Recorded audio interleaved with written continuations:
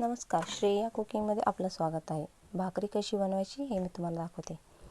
हे पहा, मी इथं पीठ चाळून घेतलं आहे, त्यामध्ये एक खड्डा करत आहे आणि अर्धी वाटी पाणी उकळायला ठेवलं आहे मी. हे अर्धी वाटी पाणी उकळल्यानंतर हे अर्धी वाटी पाणी याच्यामध्ये टाकायचं.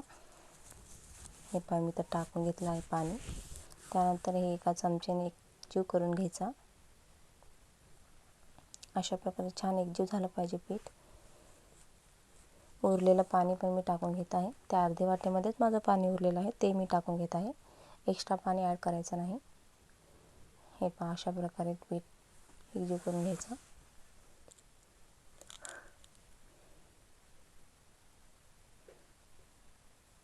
हे पहा, छानसं असं एकजीव करून घ्यायचं हाताने.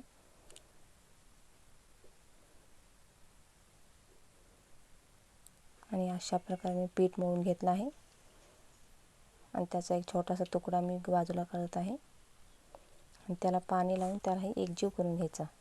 जेव्हा पीठ आपण एकजीव करून घेते तेव्हा भाकरी टम्म अशी फुगते, भाकरी मध्येच तुटत नाही. त्यामुळे असं एकजीव करून घ्यायचं पुन्हा पाणी लावून. हे पहा, मी कसं करताय त्याप्रमाणे तुम्ही करा.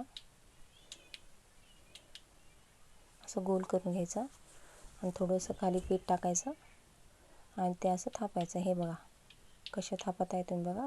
अंगठावर प्रेस करायचा आणि करंगळी बाजूला लावायची.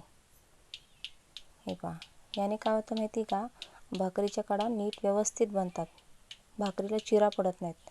त्यामुळे लास्टपर्यंत हे सोडायचं नाही. जेव्हा भाकरी थोडीशी मोठी होऊ लागते तेव्हा फक्त अंगठ्याने भाकरी मोठी करायची, वरच्या फक्त वर थापायचं त्याला. हे पहा, मी भाकरी मोठी झाली आहे माझी. आता मी थापून घेत आहे. मस्त अशी मोठी भाकरी झाली आहे माझी. हे पहा,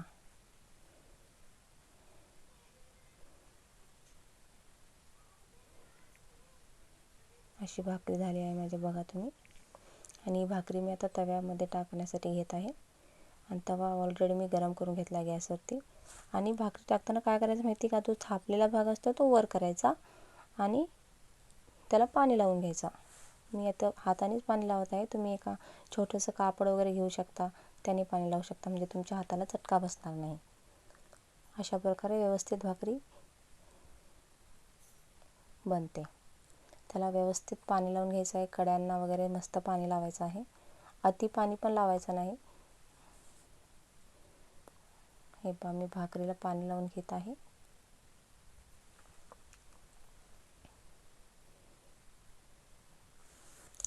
खूप मोठी भाकरी बनते. तुम्ही जेव्हा पाणी गरम करून उकळतं पाणी जेव्हा टाकता ना पिठामध्ये. आता मी दुसरी भाकरी करण्यासाठी एक गोळा घेतलेला आहे.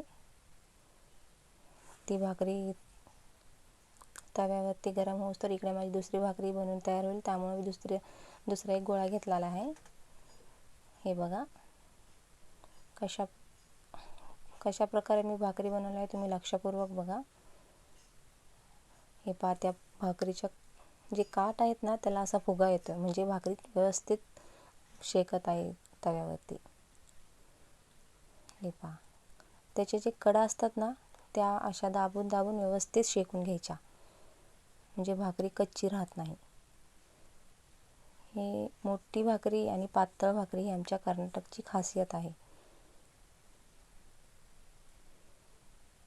माझ्या या चॅनलमध्ये तुम्हाला सर्व प्रकारच्या south Indian recipes, most of the recipes म्हणजे आमच्या कर्नाटकच्या रेसिपीज दाखवल्या जातील. त्यामुळे तुम्हाला जर माझ्या रेसिपीज आवडत असतील तर तुम्ही माझ्या चॅनलला लाईक, शेअर आणि सबस्क्राईब जरूर करा.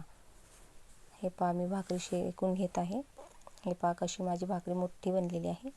तुम्ही पण अशी भाकरी करा.